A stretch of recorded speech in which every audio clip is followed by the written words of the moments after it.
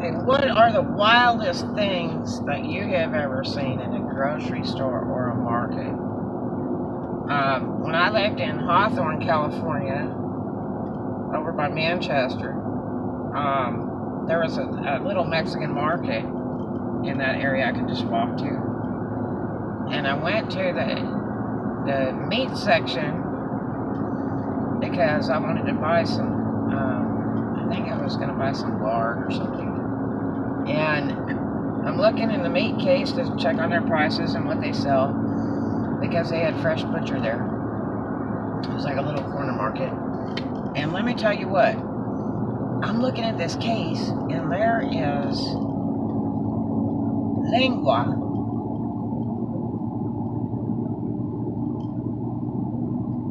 And I'm like, and they didn't speak much English there at all. I speak some Spanish, but I asked the guy if it was what that exactly was, and he said lengua tongue. I'm like, tongue of what? And it was huge, and it's cow tongue, and there's people that find that as a delicacy, cow tongue. And then I had to tell that story one day about Martha Meyer and her mom with cow tongue. And then they had what did they call it? It was cow weeby.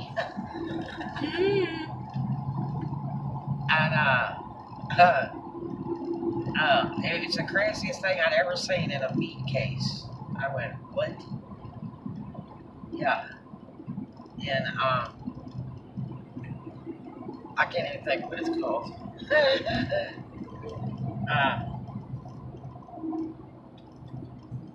Pinche de caballo. That'd be a sight to see. The horsey one. But yeah, they had cow. I just stood there and went, what? And then when I moved to the south, they had weird stuff like buckets of dirt they were selling. And I'm like, why are you selling little buckets of dirt? And they said, oh, that's because there's worms in it. And I'm like, so why would anybody buy a bucket of dirt with worms? And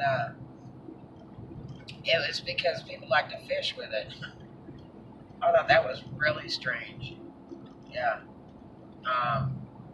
Or a box of crickets. There's one.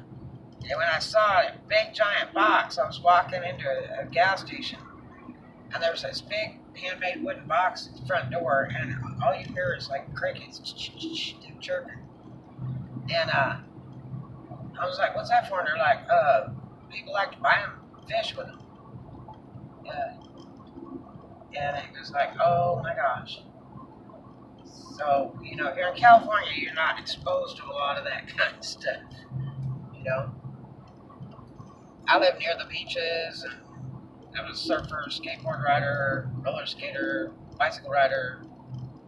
I wasn't used to all that different stuff. Panga, that's what it was called, panga. Yeah, panga. Yeah. Cow baby. What's the weirdest thing you ever saw in the store?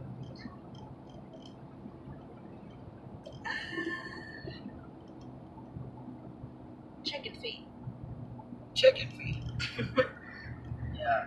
When I managed a grocery store in Arkansas, it was a predominantly black area, a very low profile, poor area. And when it get real busy, I'd jump out of the office and go down and check people out. And I about passed out when half a pig head come through on a foam thing with plastic wrapped over from the butcher place. I was like, what in the hell are we selling half a pig head for? And people eat that. Then I got one with like 1,000 little feet, bird feet in it. And I'm like, what in the hell are we selling that for?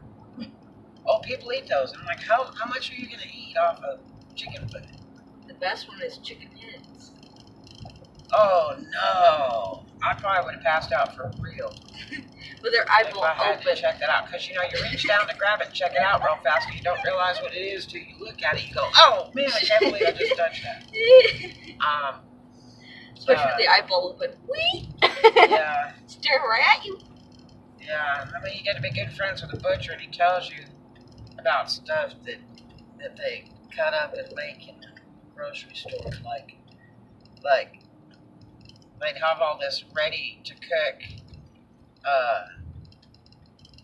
meat, like barbecue meat or ready to cook tonight. And what they did was they would take the meat that was turning green, to me, essentially going bad. Some people think, look, they just drove down the wrong side. It's got to be a tourist.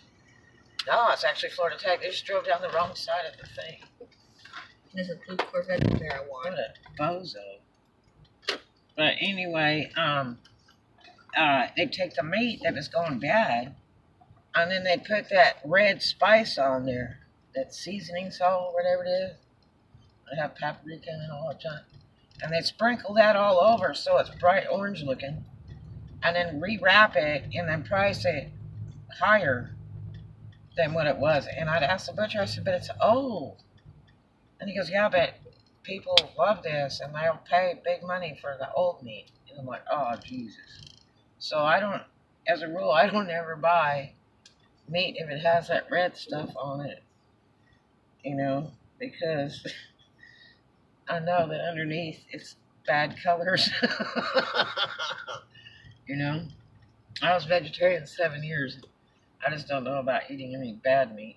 I mean, I know they do sell a steak in NOLA that's $100 and up because it's aged. They say it's really outrageously good, but I just don't know. I mean, I imagine Board of Health comes through there every once in a while and checks them out, make sure it's safe. Yeah, right. They hide all that meat before they come in. Yeah. Say, put this in the freezer. Like, hide it with lots of paprika. Well, when I worked at Golden Corral in Arkansas, they used to keep this green stuff on the food bar as decoration. It wasn't kale, it was called something else, and it feels like it's fake, like it's rubber. And but it's real, and they would put that all over the bar, and then they'd take it in the back and wash it off every day, and then put it in the cooler in big buckets. And one day, one of the girls, we were cleaning the bar off, and one of the girls there that I worked with, the older girl that was real snippy, she was pushing that cart real fast back there into the kitchen to go into the walk-in, and they were hosing the floors down. They literally have a garden hose in the back at Golden Corral, and they hook it up, and there's drains in the floors, and they will literally hose the floors down at closing. And so there's big puddles of water all over the place, and she's rolling this cart in with all this cleaning chemical on the floor, and the stuff's splashing up to the food, and then she drops the thing of cherry tomatoes in that soap water and picks it right back up, puts it in there without cleaning it, and sticks it in the cart. I was like, oh, I mean, the things that you see, oh my gosh. I think we used to bleach that green stuff we used to put on the bar, if I'm not mistaken. And we had to put it in big sauce buckets and put water with bleach in it. But the best one was when the chef used to have an ultimately clean grill. It's a little black guy. And this was in West Helena, Arkansas. I think it's torn down and there's a Sonic there now. And the chef would always keep his grill immaculate clean. And I'm like, boy, you sure keep that grill nice, you know? And he's like, oh yeah. And I mean, when he had time to burn, he was working on that grill. It just shined like a diamond. And so one day we served a steak to a guy who was complaining there was a razor blade in it, and there's a lot of people that will fake out to get free food and stuff, and we all went, wow, I wonder if that's for real.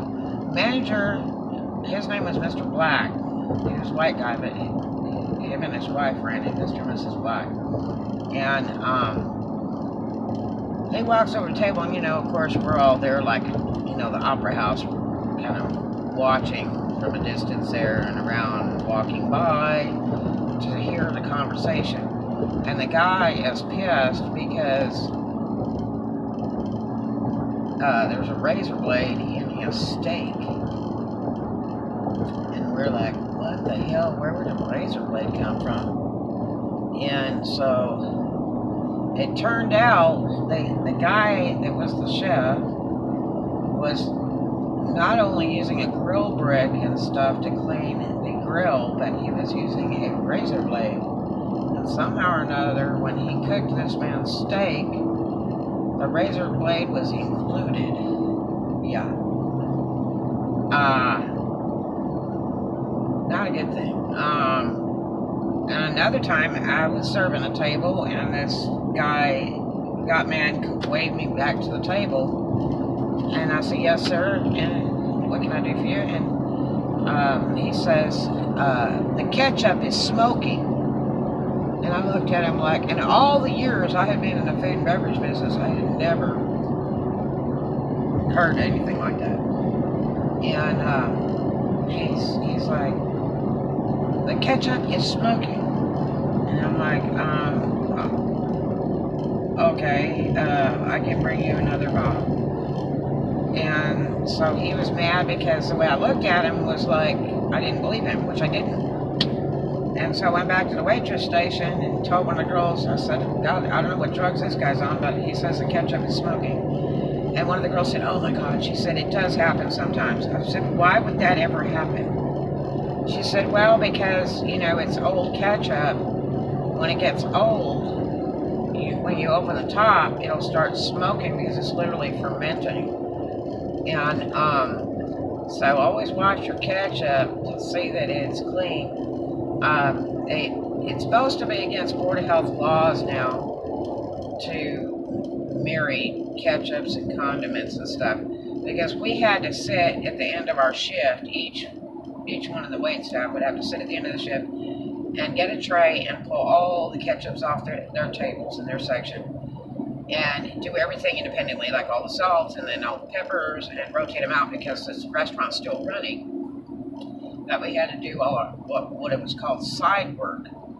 And so they would go in the kitchen and get like 2 new bottles of ketchup and then pour them on top of the old ketchup and then wipe it down and close up the top and then put it back on the table. And so that's why this man had smoking ketchup, because there's too much old ketchup and they kept topping off the ketchup, and the old stuff stayed on the bottom and it went bad. That's not good. Can you imagine what the vinegar and all that they make ketchup out of would do to your stomach? Yeah, crazy stuff. Anyway, so tell me the craziest food thing you ever saw in a store or happened to you while you were working or went to a restaurant. Let us know. Talk to you later.